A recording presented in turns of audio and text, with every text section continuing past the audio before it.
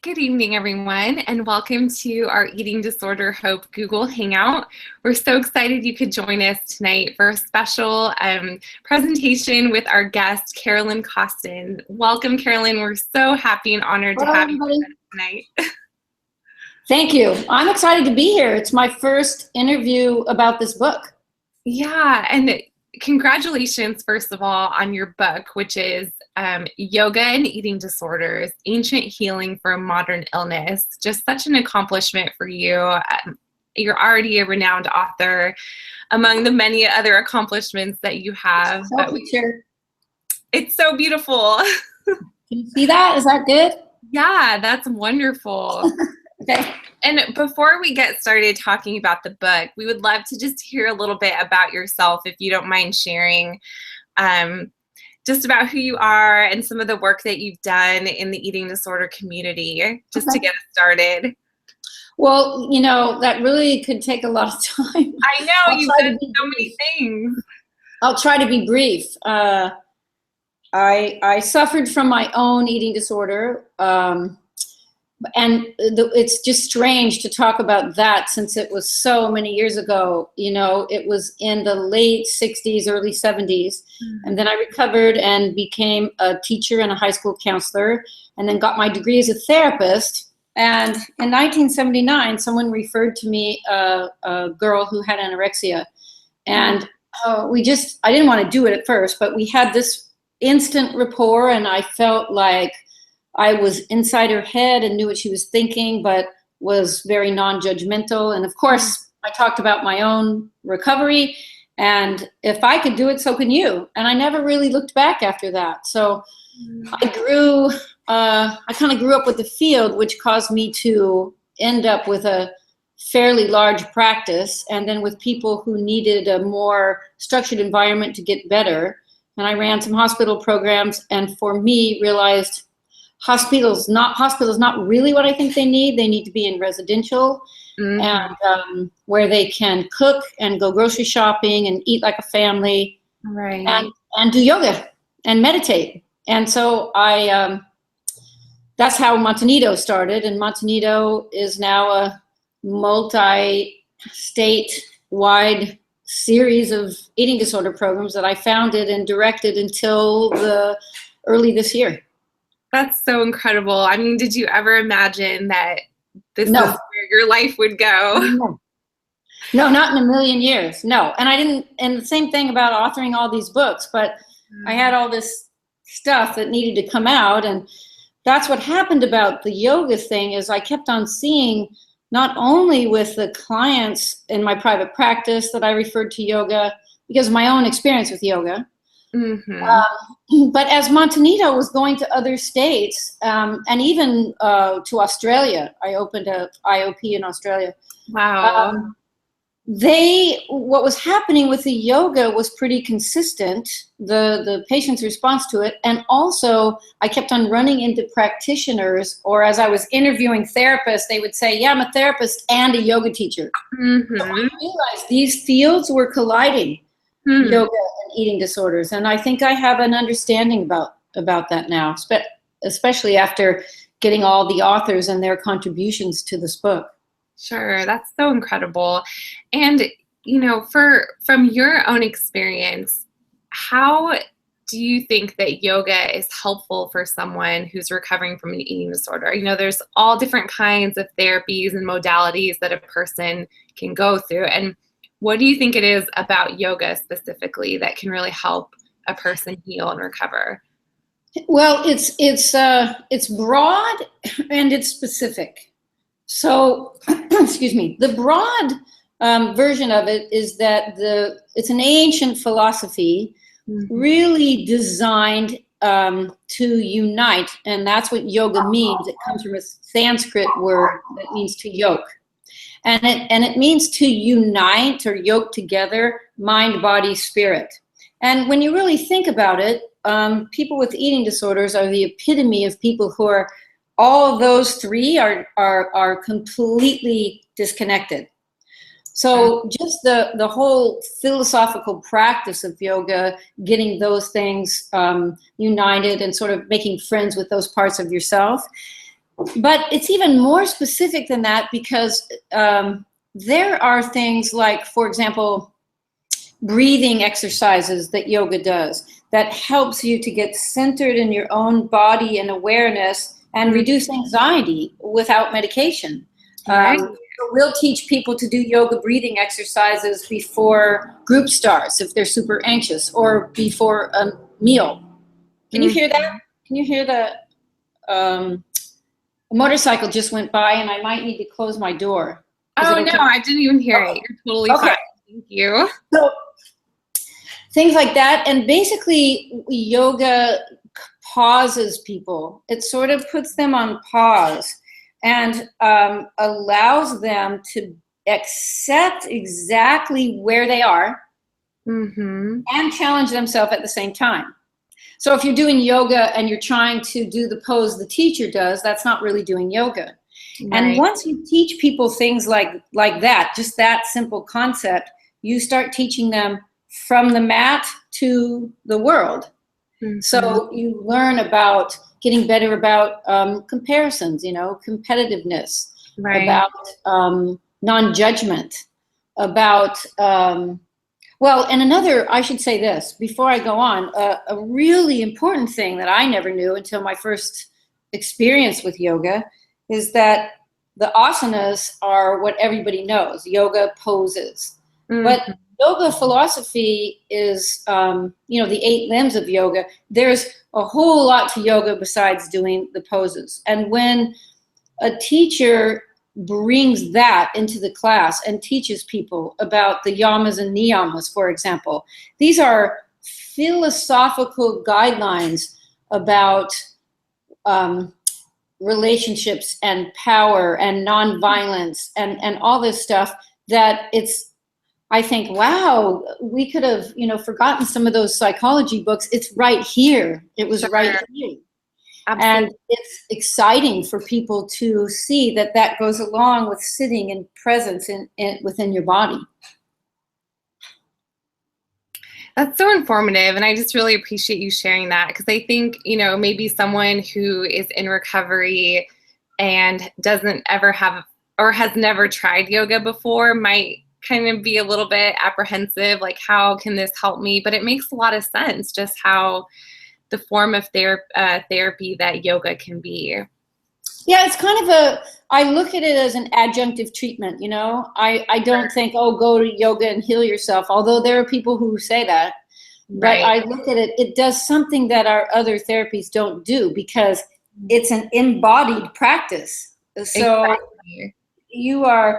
it helps you even to, one of the things about yoga, asana comes from a word, I don't remember it exactly, but it has to do with seated pose. And they were developed to help people sit more comfortably and be able to even be in meditation.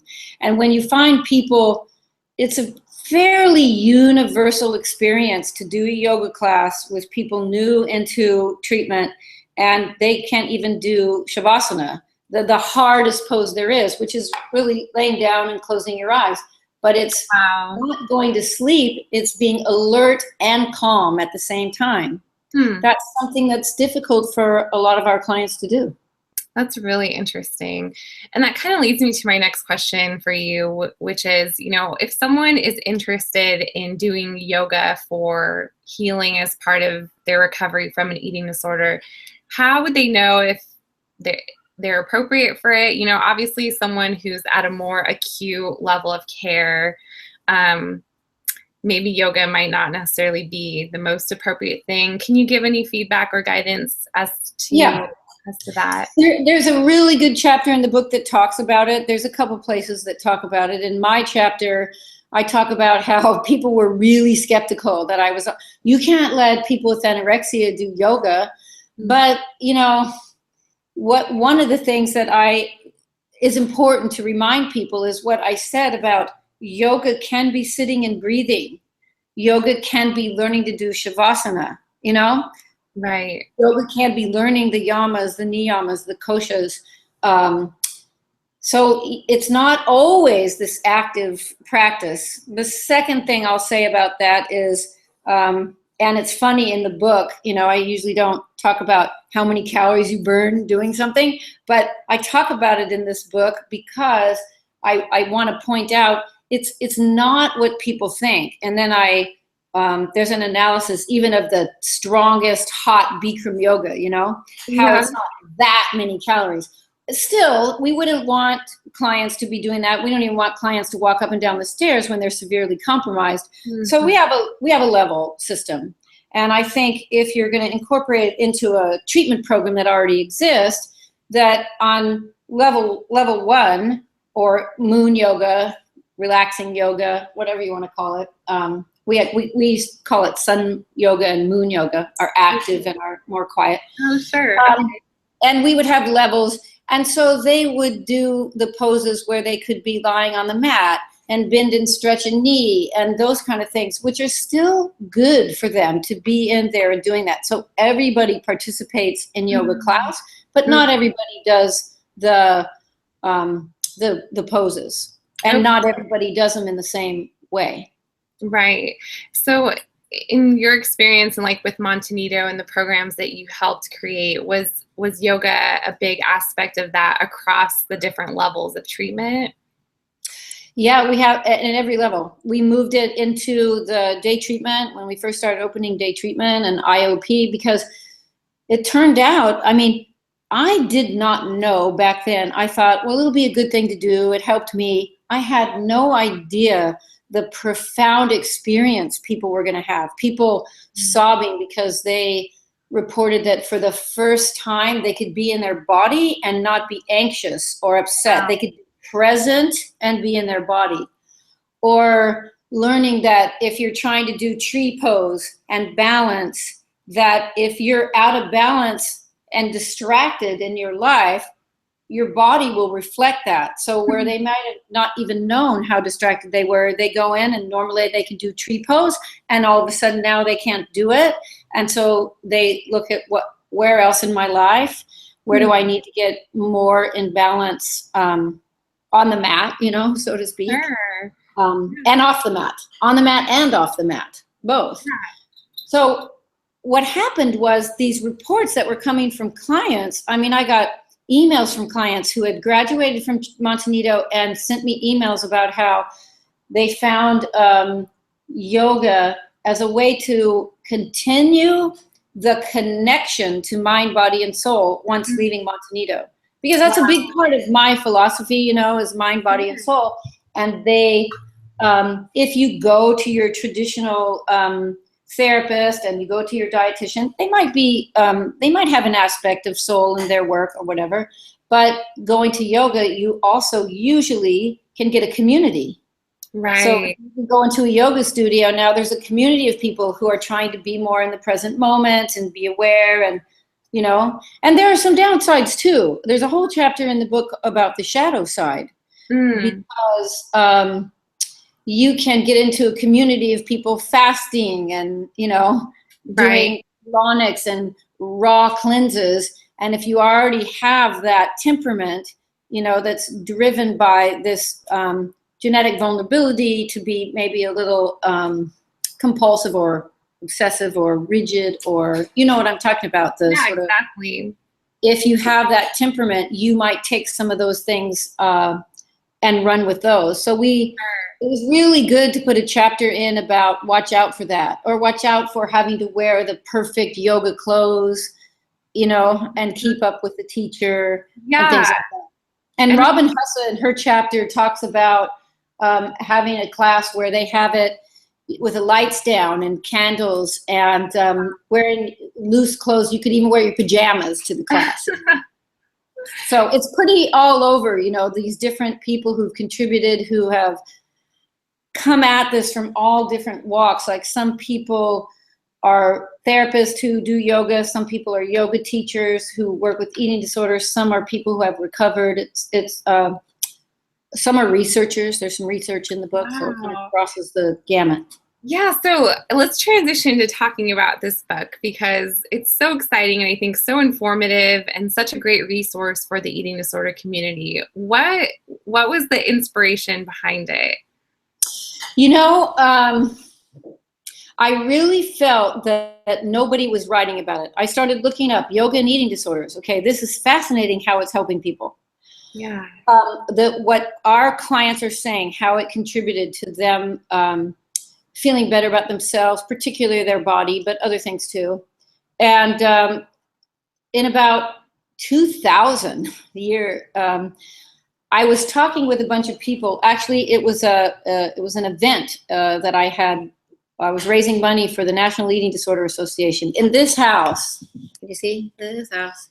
And there was a few yoga teachers at the event, and I was kind of just excited about it. And I started talking about, would you be interested in contributing a chapter?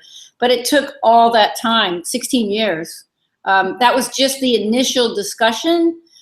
But people needed to formulate what they wanted to write, and I was super busy. I was opening Monte Nidos. I was busy, so I just sort of collected humans, along the way who I thought could contribute. And then I had a real problem trying to get discipline myself to edit the chapters and get deadlines for everybody and make the schedule work out and all that. So I hired Joe Kelly to help me edit the book. He's a great editor, and he worked with me at getting all the chapters in, and then we divided up the book and took different authors. And really it took a really long time. I would say the chapters I got one of my first chapters maybe even 6 years ago and sat on it, And, but then I finally, once Joe was involved, I put way more attention to it. I already had the people, and really I already feel like we could do a volume 2 because we had so much material. We had to cut the book down. Wow, that's so phenomenal. And how many different people actually contributed to this book altogether? You know what? I think there's 13 authors, but let me check to make sure. But I got to put my glasses on for that. I think it's 13. Well, there's 19 chapters. Okay. But I wrote, wow, it's more than I even thought. I wrote a couple of them, so I guess it's 17. That's amazing. And Carolyn, where can people purchase your book? Is it available pretty widespread? I have links on my website. My website's really easy. It's carolyncostin.com. Okay. But that's a new website. And so when people go on there, it's because I was so connected. My website was Monte Nido website for so many years. Yeah. Now I'm doing my own. But, people get it on Amazon, and it's put out by Routledge. Okay. But it's pretty easy to find. I think I've heard that it's on the shelves in bookstores. So, sure. Well, that's so exciting. And again, for our viewers, Carolyn mentioned that you can find it on Amazon, in bookstores, and then at carolyncostin.com. And Carolyn, what would be your encouragement to someone who might be struggling with an eating disorder and who's possibly watching this tonight, curious about yoga, but kind of has one foot in, one foot out? What would be your Well, I talk to a lot of people like that. I do consultations now, and I'm still doing speaking engagements and supervision and things like that. And one of the things that I tell people is, first, it's going to be really important for the right class and the right teacher. Mm-hmm. If you're going to a yoga class and thinking that, I don't really like it, is like going to a church service in one faith and thinking you don't like church services, because what you get at a Catholic church versus a Baptist church versus a Jewish synagogue, you know what I mean? Right. So it's really important for people to know what they want, what they're looking for in a class, and hopefully it's to be more grounded, it's to be more balanced, it's to be able to be within themselves, it's to be able to connect breath and body and spirit. Right. And if they go looking for that, you'll know quickly when you aren't getting that. So in other words, if you go into a class, like for example, I went into a hot yoga class, and I knew quickly this is not for me. Right. And I think what you may not know is it, the best class for you or the right teacher for you. And I think that takes some time. You could know right away if it's the wrong class, because if you feel really bad and if you feel it throws you off balance, or you feel like you're going to be too competitive and the teacher isn't talking about things, then you might look for another class. Sure. So that's one thing. The other thing I think is that I tell people, don't expect too much too soon, because I cried in my first class because I thought, oh, this is not going to keep me in shape. This is not exercise. Right. And, so don't leave for that reason. Right. And honestly, I don't know where else to tell them, but things in this book I think they would know. This book, there's so many good teachers in this book that talk about how to use yoga and what to avoid. I think someone who reads this book would have a really good idea of what they want to look for in a class. So if someone's listening and they're afraid to go, I would say the book is a small investment. It's probably the price of a yoga class to give yourself a background so you have an idea what it is you might want to get out of a yoga class. So that's an idea too that I just thought of. No, that's great feedback, and I really just appreciate your insight. And it sounds like this book could be really helpful, not just for someone who's looking for yoga as a therapeutic form of healing, but also for a professional who's interested in how to apply this practice in their own, work. Yeah. It's a good point, because the publisher really wanted to know who's your target audience. Who's your target audience? Right. Honestly, all my books have turned out that way, and I think that's just kind of who I am as a person. Sure. I want everybody to kind of get something from it, an understanding from it. So, for example, the 8 Keys to Recovery book, I thought, well, it's kind of, geared for clients, but the way I wrote it, parents love that book. And the same thing with this. There are specific guidelines and guidance for how to incorporate yoga into your practice if you have a residential program or inpatient unit. Okay. And there's also specific guidelines if you're a therapist and you want to have your clients incorporate yoga into your treatment with them. Wow. So it sort of covers a wide range in that way. Well, that is so wonderful. And again, we just really appreciate you taking the time to come on here with us tonight and just share not only about your book, but just about your background. And it's just such a beautiful thing that you've taken your own journey and you've turned it into this amazing success. I know. It is kind of amazing. It is kind of amazing. And the funny thing about the yoga is it was just this tiny piece of Monte Nido, I've done a lot of stuff talking about Monte Nido, but never really stood up and did a lot of talking about this. And once I started getting the stuff together and then collecting the other authors' material and the research is pretty, they are very sophisticated research. There's a chapter by David Emerson who has a new book out on yoga and PTSD that's really good. And he wrote a chapter in here. And Tosca Braun and Sarah Lazar who have done brain studies, and there's research on how it helps with emotional regulation and body image, and not, it's preliminary. Did I lose you? No, I'm still here. Sorry. Yeah.